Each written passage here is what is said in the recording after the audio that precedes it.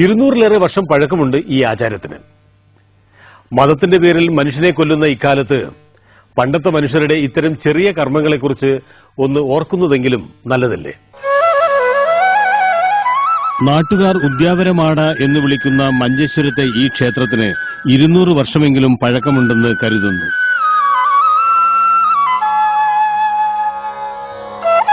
ഉദ്യാവരയുടെ ഐശ്വര്യത്തിനും സുരക്ഷയ്ക്കും കാരണക്കാരായ 3 ദൈവങ്ങളാണ് ഇവിടെ കുടിയിരിക്കുന്നത്.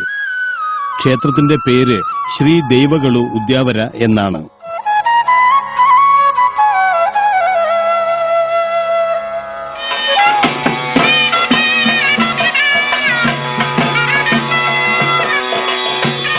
വിഷു കഴിഞ്ഞുള്ള ആദ്യത്തെ വെള്ളിയാഴ്ചയാണ് ഇവിടത്തെ ഉത്സവം തീരുമാനിക്കുന്നത്. അന്ന് ക്ഷേത്രത്തിൽ ചില ചടങ്ങുകളുമുണ്ട്. ക്ഷേത്രത്തിലെ ദൈവങ്ങൾ അഥവാ ബണ്ട തെയ്യങ്ങളായി പുറത്തിറങ്ങുന്നു.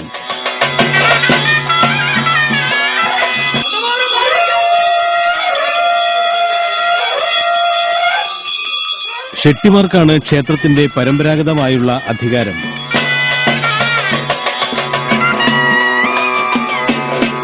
ക്ഷേത്രത്തിലെ ചടങ്ങുകൾക്ക് ശേഷം കുറച്ചകലെയുള്ള 1000 ജമാഅത്ത് പള്ളിയിലേക്കാണ് പോകേണ്ടത്. ചുവന്ന ഉടയാടകളും മുല്ലമാലയും അണിഞ്ഞ വെളിച്ചപ്പാടുകൾ ദൈവങ്ങളുടെ പ്രതിപുരുഷന്മാരാണ്. പള്ളിയിലേക്കുള്ള ദൂരമത്രയും വാദ്യമേളങ്ങളുമായി അവർ നടന്നു ചെല്ലുന്നു. ഉദ്യാവര 1000 ജുമാ മസ്ജിദ് എന്നാണ് പള്ളിയുടെ പേര്. പള്ളിയുടെ കവാടത്തിൽ ഭാരവാഹികളും നാട്ടുകാരും കാത്തുനിൽക്കുന്നു. അവർ ക്ഷേത്രപ്രതിനിധികളെ പള്ളിയിലേക്ക് ആനയിക്കുന്നു. പള്ളിമുറ്റത്ത് വെളിച്ചപ്പാടിന്റെ അരുളപ്പാട്.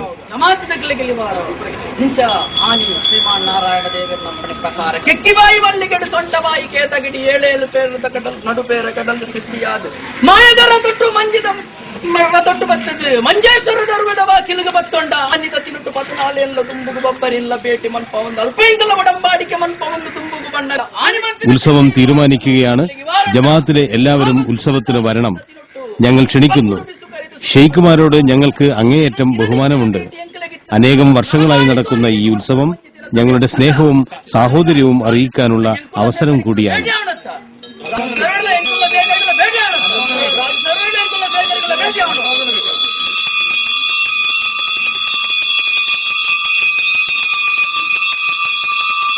ആദ്യത്തെ വെള്ളിയാഴ്ച ഇവിടെ വരും.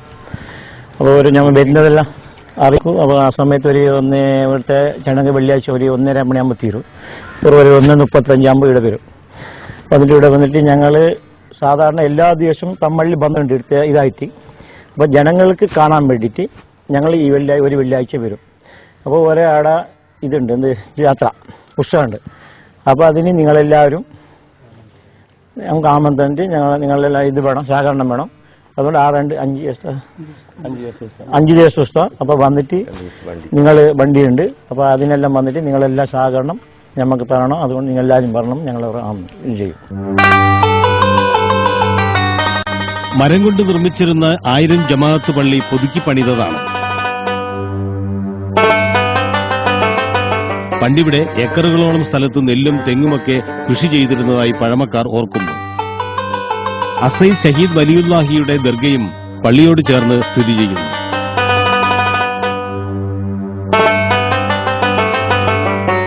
ഇവിടെ പഴയ പള്ളി ഉണ്ടായിരുന്നു, മരത്തിനുണ്ടാക്കിയത്. എല്ലാം മരം തന്നെ. അതിന്റെ ശേഷം പൊളിച്ച്. അപ്പൊ രണ്ടായില്ലേ, അതൊന്നും ഈ രണ്ടാമത് പൊളിച്ചത്. അത് കുറച്ച് കഴിഞ്ഞ ശേഷം അതും പൊളിച്ച്. ഇപ്പൊ ഈ കോളത്തിലാക്കിയിട്ട് ഇപ്പൊ ഇങ്ങനെ ഉണ്ട്. പഴയ കാലത്തോളം ഇവിടുന്ന് വന്നുകൊണ്ടുണ്ട് അവിടുന്ന് ഇവിടെ വേണ്ടിയിട്ട്. അപ്പൊ ഞങ്ങൾ എല്ലാ ദിവസവും കണ്ടുകൊണ്ടുണ്ട്. ഇത് മനുഷ്യന്മാർക്ക് കാണാൻ വേണ്ടിയിട്ട് ഇത് ഞങ്ങൾ കൊല്ലത്തിലൊരിക്കൽ വരുന്നു എന്ന് അവരെ ഇനി പറയുന്നു. പിന്നെ പഴയ കാലത്തെല്ലാം ഓർ വന്നെങ്കിൽ എന്താ ഇത്ര നേരം പോയേ, എന്താ ഇങ്ങനെ ഓന് ശമ്പളം കൊടുക്കുന്നില്ലേ, ഓന് അരിയില്ലേ, ഇങ്ങനത്തെല്ലാം ഓർക്ക് ഈ ജമാഅത്തുകാർ കേൾക്കും. ഈ ജമാഅത്തുകാർക്കൊക്കെ എങ്ങനെയെല്ലാം പല വിധത്തിലെല്ലാം ഓർ കേൾക്കും. അതിനവർ മറുപടി കൊടുത്തിട്ട് അവരെ ചോദിച്ചിട്ട് അവർ പോകും. വേറെ യാതൊരു ഇതും ഇവിടെയില്ല. ഭാര്യ സൗഹാർദ്ദത്തിൽ. ഉത്സവത്തിനുള്ള ക്ഷണം സ്വീകരിച്ച ശേഷം നാട്ടുകാരും ജമാഅത്ത് അംഗങ്ങളും ചേർന്ന് ക്ഷേത്രജനങ്ങളെ യാത്രയയക്കുകയാണ്. ക്ഷേത്രത്തിൽ തിരിച്ചെത്തുന്ന സംഘം ക്ഷേത്രം ഭാരവാഹികളെ വിവരമെല്ലാം അറിയിക്കുന്നു.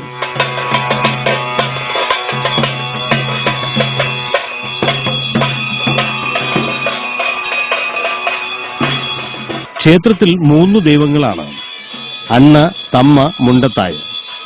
ഇതിൽ സഹോദരങ്ങളായ അണ്ണയും തമ്മയും ധർമ്മസ്ഥലത്തു നിന്ന് വന്നതാണ്. മഞ്ചേശ്വരത്തെത്തിയ ഇവർക്ക് സഹായിയായത് മുണ്ടത്തായയാണ്.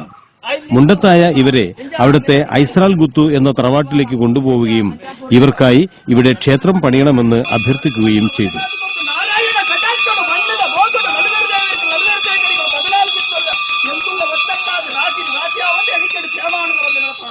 ഈ സ്ഥലത്ത് പാമ്പു, പിന്നെ മുങ്കുരി എന്ന് പറഞ്ഞെങ്കിൽ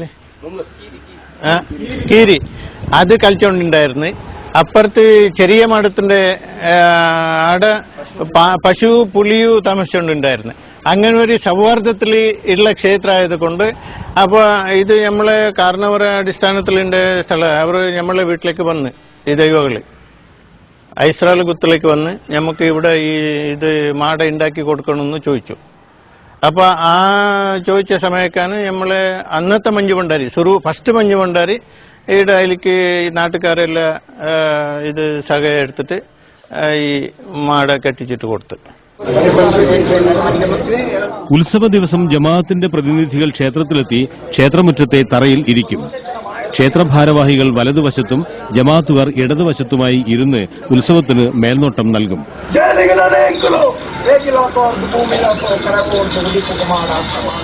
ജമാഅത്ത് കമ്മിറ്റി ക്ഷേത്രത്തിലേക്ക് പണവും നെല്ല്, പഴങ്ങൾ തുടങ്ങിയവയും നൽകും.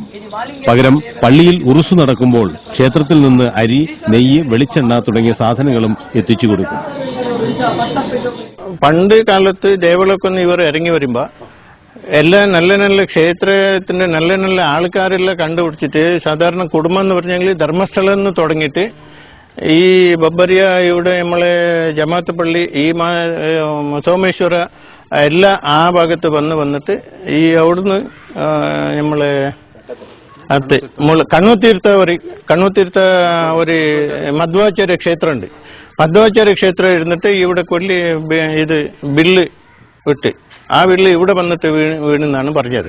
അങ്ങനെ ഈ ക്ഷേത്ര ഇവർക്ക് ഒരു അമ്പല കെട്ടാനി നല്ല പ്രശസ്തമായ ക്ഷേത്രമാണെന്ന് അവർ തീരുമാനിച്ചു. അങ്ങനെ നമ്മളെ കാരണവർക്കാർ മഞ്ഞുഭണ്ഡാരിന്റെ അടുത്ത് വന്ന് നമുക്ക് ഇവിടെ ഒരു അമ്പല കെട്ടി കൊടുക്കണമെന്നാണ് ചോദിച്ചത്. മെയ് 8-നാണ് ഇത്തവണത്തെ ഉത്സവത്തിന് കൊടിയേറിയത്. ഉത്സവം 5 ദിവസം ഉണ്ടായിരുന്നു. അന്ന് ദൈവങ്ങളെല്ലാം പുറത്തിറങ്ങുന്നു.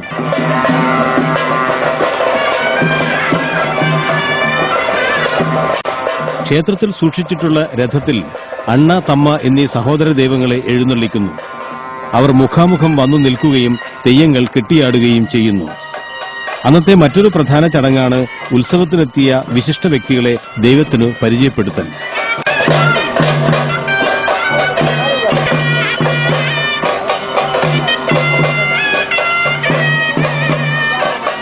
ഉത്സവ ദിവസം തെയ്യം കെട്ടുന്നത് പമ്പത എന്ന സമുദായത്തിൽപ്പെട്ട കലാകാരന്മാരാണ്.